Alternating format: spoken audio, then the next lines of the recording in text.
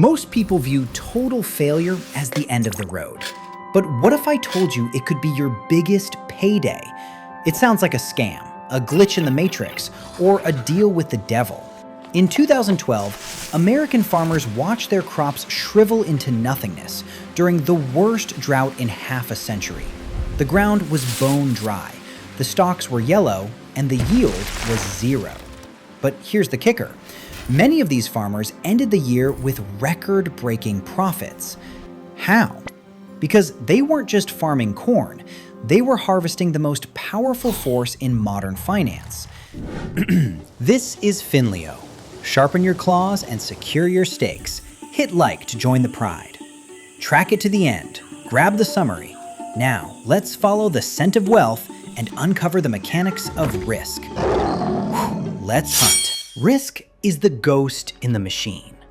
Most people treat risk like a predator to be avoided, a monster under the bed that keeps them clinging to the safety of a 9-to-5 paycheck. They sell their time for a flat fee, effectively powering someone else's vision. But to build an empire, you must realize that risk isn't something you outrun, it's something you engineer. The history of wealth isn't a history of people taking reckless gambles. It's a history of identifying the critical lever that allows us to move the burden from the individual to the collective. In the ancient world, if your house burned down or your ship sank, you were finished. You relied on bloodlines and tribal charity, fragile systems that couldn't scale. Today, we have a global bloodstream of capital that shares the burden.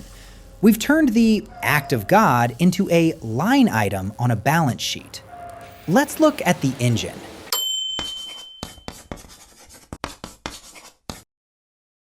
The year was 2012.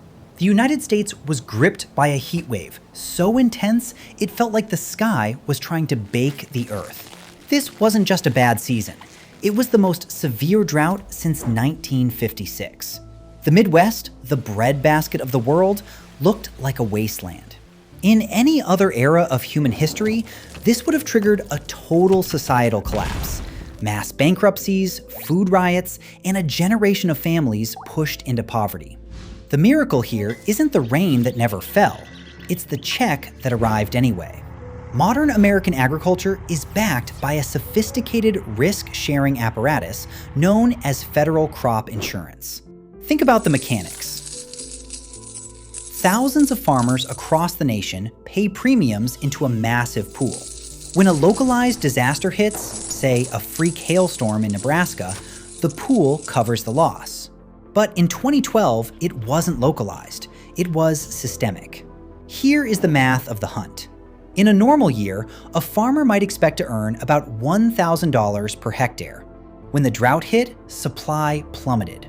Basic Economics 101. When supply drops and demand stays constant, prices explode. Corn prices surged by 60% in a matter of months. To an outsider, the farmer was still doomed because they had no corn to sell. But those who understand revenue protection policies know better. These policies don't just ensure the amount of corn, they ensure the revenue. The payout is calculated using the higher of the spring price or the harvest price.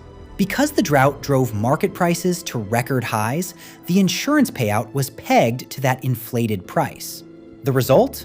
A farmer who lost half his crop actually cleared $1,280 per hectare, 28% more than if the weather had been perfect. The risk was distributed across the entire financial system. The farmer didn't just survive, he thrived. This isn't luck. This is the transformation of a biological uncertainty into a mathematical certainty.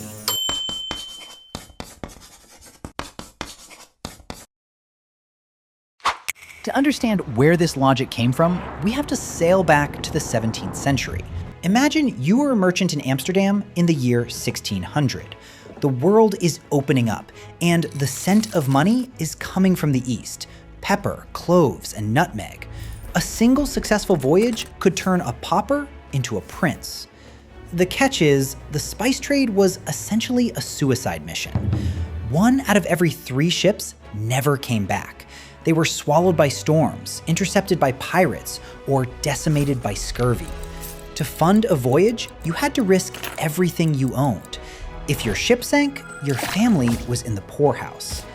This bottleneck prevented the Dutch from dominating the seas, until they unlocked the ultimate secret of corporate finance. In 1602, the Dutch East India Company, or the VOC, did something radical. They didn't just ask a few rich guys for money. They opened the books to the entire public. For the first time in history, a common baker or a blacksmith could buy a share of the company. This was the birth of the stock market. By selling shares, the VOC achieved two things that changed the world. First, they pooled enough capital to build a fleet that no private individual could afford. Second, and more importantly, they distributed the risk. If a ship sank, no single investor was ruined. They only lost their specific stake. This model turned the Dutch Republic into a global superpower. They weren't just better sailors, they were better risk engineers. They decoupled the individual's fate from the ship's fate. Consequently, they could afford to be bolder, more aggressive, and more persistent than anyone else. They turned the ocean from a graveyard into a highway.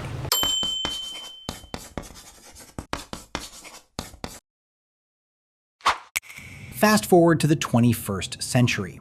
Space is the new frontier, and Elon Musk is the modern navigator. In 2002, Musk poured his PayPal millions into SpaceX, challenging a playground reserved for superpowers and defense giants. His goal? Mars. But high stakes attract high volatility. Between 2006 and 2008, 3 consecutive Falcon 1 launches failed. Millions of dollars, Musk's personal fortune, vanished into the Pacific. By late 2008, SpaceX was on life support, and Musk was down to his last few million. In a closed system, that is where the dream dies. But the plot shifts with venture capital, VC, the spiritual successors to Dutch spice investors. VCs don't seek a safe 5%. They hunt for the 100 times moonshot. The breakthrough came when Founders Fund and eventually global giants like Google and Fidelity stepped in. They didn't just give Musk money, they bought into the risk-sharing pool, providing the runway for that critical fourth launch. On September 28, 2008, Falcon 1 reached orbit.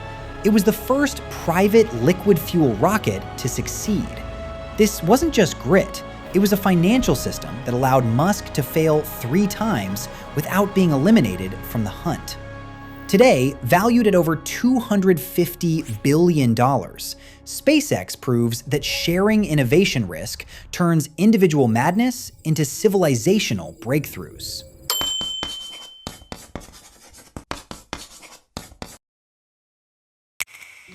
What is the common thread between the 2012 farmer, the 1602 Dutch merchant, and the 2008 rocket scientist?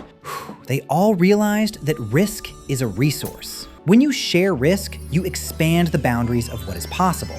If you bear 100% of the risk, you are forced to be timid.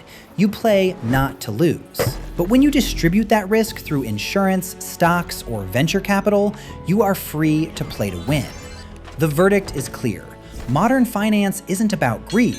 It's about the democratization of courage. It allows the individual to act with the strength of the collective. It turns the unthinkable into the insurable. The hunt for wealth isn't about finding a safe path. There is no safe path. It's about building a vehicle that can survive the crashes along the way. Whether you are investing in the S&P 500, buying a home, or starting a tech company, you are participating in this ancient, beautiful machinery of risk sharing. Stop looking at risk as a threat. Start looking at it as the price of admission to the elite. If you aren't managing risk, you are the one being managed by it. The rich don't avoid risk. The invisible shield. Insurance turns disaster into a guaranteed paycheck. The Empire Engine. Stocks split the ocean's risk across millions. The Founder's Runway. Venture capital pays for 3 failures before success. The game of money is a high-stakes hunt, but you don't have to face the wilderness alone.